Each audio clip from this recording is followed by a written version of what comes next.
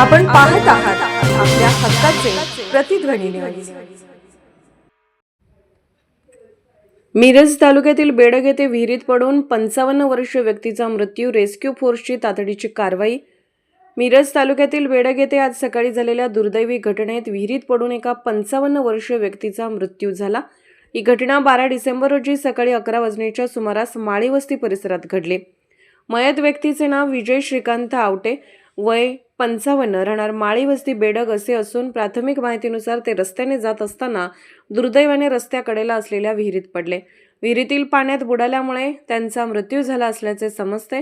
घटनेची माहिती मिळताच मिरज ग्रामीण पोलीस विश्रामबाग पोलीस ठाण्याचे पोलीस कॉन्स्टेबल पोपट नागरगोजे व प्रदीप खाडे यांनी तात्काळ जिल्हा आपत्ती व्यवस्थापन यंत्रणेला कळवले।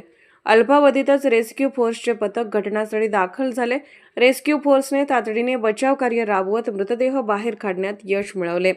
मृतदेह पुढील तपासणीसाठी मिरज शासकीय रुग्णालयात पाठवण्यात आला असून या घटनेचा तपास मिरज ग्रामीण पोलीस करत आहेत।